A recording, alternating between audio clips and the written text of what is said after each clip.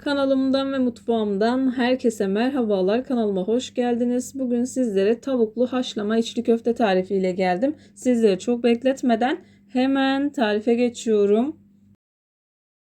Tarifime ilk olarak bulgurumu ıslatmakla başlıyorum. Bunun için 3 bardak köftelik bulgur, 1 bardak kitel bulgur, 1 tatlı kaşığı kadar da tuzumu ekledikten sonra şöyle bir karıştırıyorum. Daha sonra üzerine 1,5 bardak kadar sıcak su ekliyorum.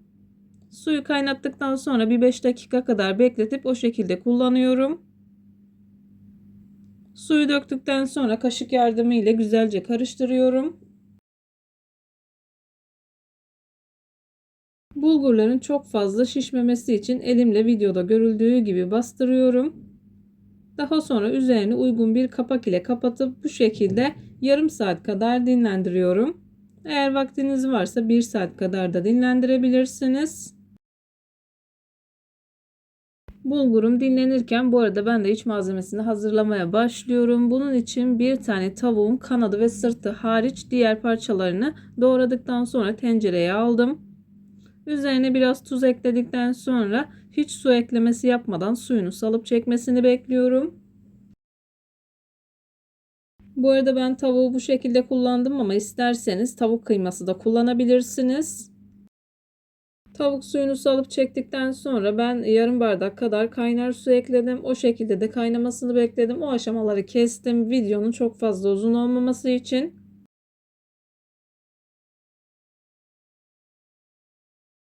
Tavuk suyunu tamamen çekti. Soğuması için kenara alıyorum. Bir yandan 4-5 adet soğanı bu şekilde küçük küçük doğradım. Üzerine göz kararı olacak şekilde yaklaşık yarım çay bardağı kadar sıvı yağ ekledim. 1 yemek kaşığı kadar da tereyağı ekliyorum. Soğanı yavaş yavaş karıştırarak kavuruyorum. Bu arada benim kullandığım soğanlar biraz küçüktü. Eğer büyük boy soğan kullanacaksanız 3 tane kullanmanız yeterli. Tereyağını ekledikten sonra karıştıra karıştıra kavurdum. Soğanların rengi döndükten sonra yumuşamasını bekledim.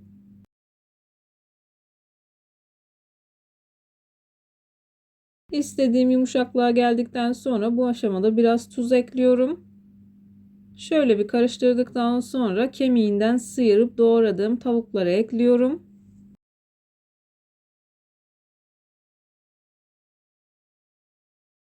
Tavukları ekledikten sonra dilerseniz bu aşamada 1 yemek kaşığı kadar salça kullanabilirsiniz. Ben salçayı üzerine kullandığım için içerisine ekstradan salça kullanmadım. Dediğim gibi eğer seviyorsanız kullanabilirsiniz. Soğanı kavurduktan sonra da salçayı kavurduktan sonra tavuklarınızı ekleyebilirsiniz.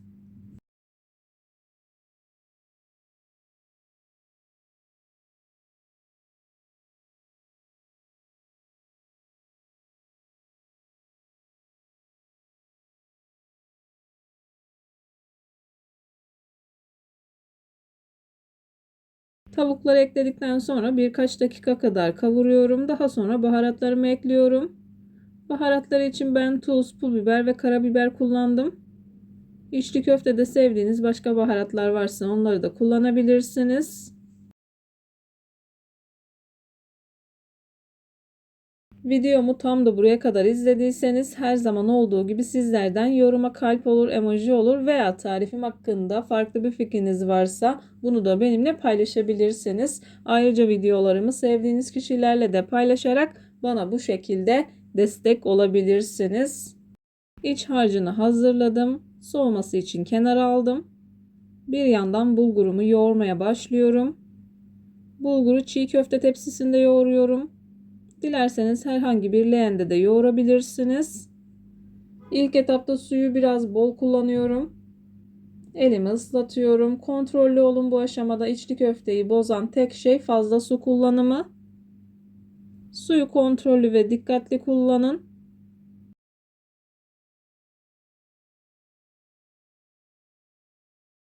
Bulgur yumuşamaya başladıktan sonra sadece elinizi ıslatmanız yeterli.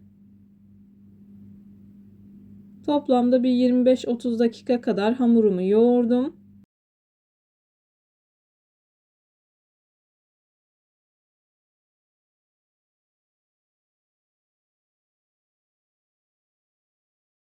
Hamur yoğurma kısmından çok fazla kesmedim. Aklınızda herhangi bir soru işareti kalmaması adına.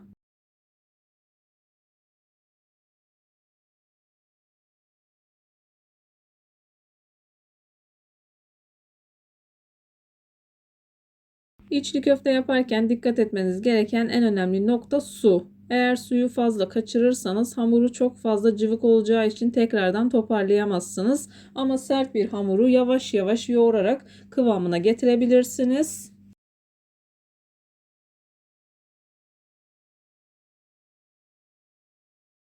Videolarımda yapmış olduğum tariflerin elimden geldiği kadarıyla püf noktalarını vermeye çalışıyorum ama yine de aklınıza takılan herhangi bir şey olursa yorumlara yazarsanız gördüğüm zaman sizlere dönüş sağlarım. Yine aynı zamanda videonun altındaki açıklama kısmına malzeme listesini tam not olarak ekleyeceğim. Dilerseniz oradan da bakabilirsiniz.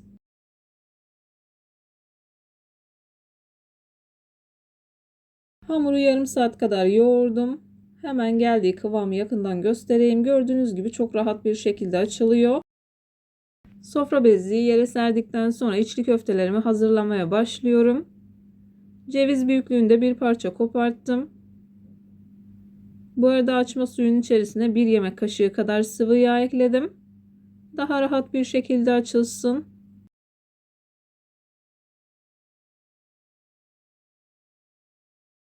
İçli köfteyi açmaya devam ederken sizlere biraz kanalımdan bahsetmek istiyorum. Kanalımdan birçok tarife ulaşabilirsiniz. Kete tarifleri, baklava tarifleri, su böreği tarifi, mantı tarifi, daha aklıma gelmeyen birçok tarife kanalımdan ulaşabilirsiniz. Ayrıca yıllardır yapıp sattığım içli köfte tariflerine de yine kanalımdan ulaşabilirsiniz. Tariflerimi gönül rahatlığıyla deneyebilirsiniz. Beğenmediğim, defalarca kez uygulamadığım hiçbir tarifi kanalımda yayınlamıyorum.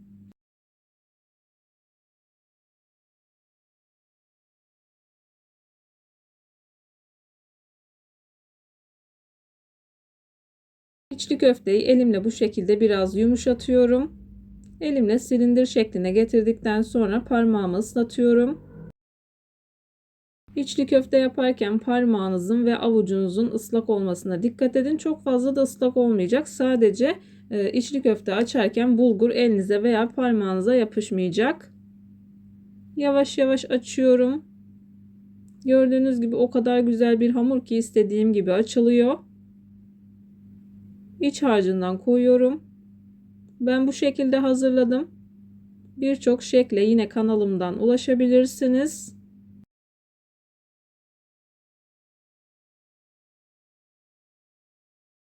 Meraklısı için ben birkaç tane daha açacağım. İsterseniz direkt kaynama haşlama aşamasına geçebilirsiniz. Parmağımı ıslattım. Avucumu ıslattıktan sonra ilk olarak bu şekilde yuvarlak küçük bir delik açıyorum. Daha sonra parmağımı yavaş yavaş bastıra bastıra açıyorum. Parmağınızın ve avucunuzun ıslak olmasına dikkat edin.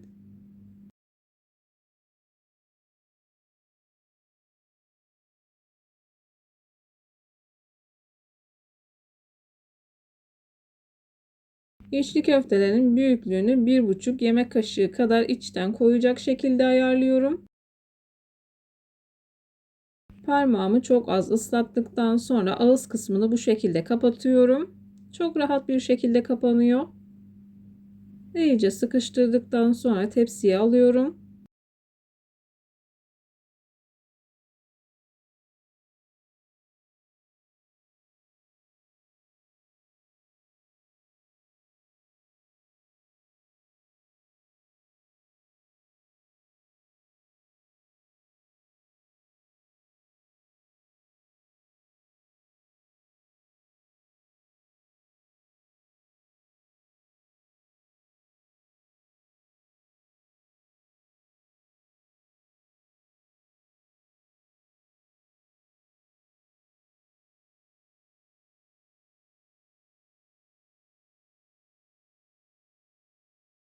İçli köftelerin hepsini hazırladım. Ben bu tariften toplamda 28 adet içli köfte elde ettim.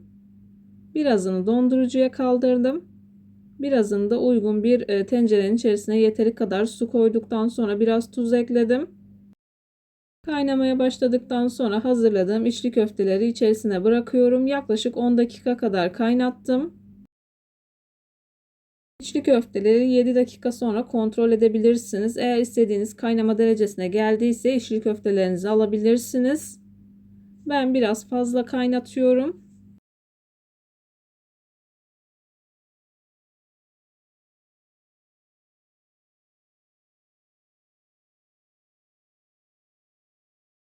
İçli köfte kaynamaya devam ederken bir yandan da sosunu hazırladım. Bunun için yarım çay bardağı kadar sıvı yağ, 1 yemek kaşığı kadar tereyağını erittikten sonra 1 yemek kaşığı salça ekleyip kavurdum. 1-2 dakika kadar kavurduktan sonra içli köftenin suyundan bir kepçe alıp o şekilde hazırladım. İçli köfteleri hızlı bir şekilde çıkarıp servis tabağına aldım. Üzerine hazırladığım sostan döküyorum. Videonun çok fazla uzun olmaması için bu aşamaları biraz kestim. İçli köfteleri servis tabağına aldıktan sonra hazırladığım salçalı sosu üzerine döküyorum. Videomu beğendiyseniz beğenmeyi, kanalıma hala abone değilseniz bu videodan sonra kanalıma abone olmayı, bildirim zilini açmayı lütfen unutmayın. Hoşça kalın. Allah'a emanet olun.